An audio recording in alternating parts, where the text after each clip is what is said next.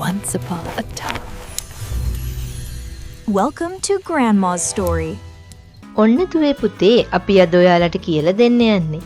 බත්තල කන්න මුදලාලි පොල්ගොඩ වටේ ගියා වගේ කියන ප්‍රස්තාපිරුල හැදුන හැටි. ඉස්සර කාලේ එක යායට පොල්වතු තියෙන මුදලාලි කෙනෙක් හිටියා. මේ මුදලාලිට කොයිතරම් පොල්වතු තිබුණත් එයා හරිම ලෝභයි. දවසක් මෙයාට හිතුණා බත්තල ටිකක් තඹගෙන කන්න ඕන කියලා. මුදලාලි වත්තේ ඇවිදලා බලලා බත්තල ගස් ටිකක් ගලවගෙන ඒ අලගෙන ඇහලා සුද්ධ කරලා තැඹුවා. බත්තල ටික තැඹෙන තුරුම ලිප ළඟට වෙලා ගින්දර දම දමා ඉඳපු මෙයා බත්තල ටික තැඹුණාම බත්තල අරගෙන පිඟානකට දාගෙන කන්න පටන් ගත්තා.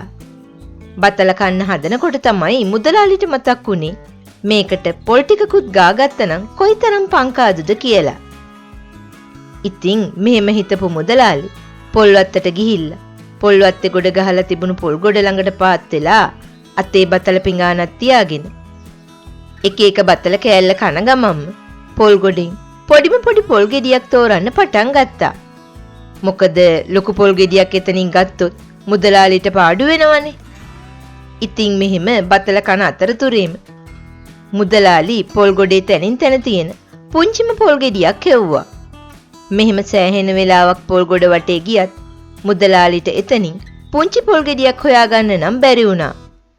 කොහොම හරි ඉතින් ඒ වෙනකොට මුදලාලිගේ අතේ තිබුණ පිඟානේ බතලත් ඔක්කොම එක එක කෑල්ල කාලම ඉවර වෙලා තිබුණා.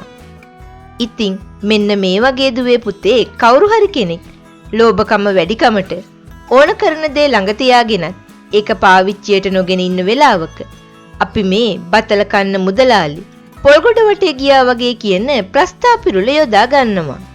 Thank you for watching Grandma's story. See you again with another magical tale.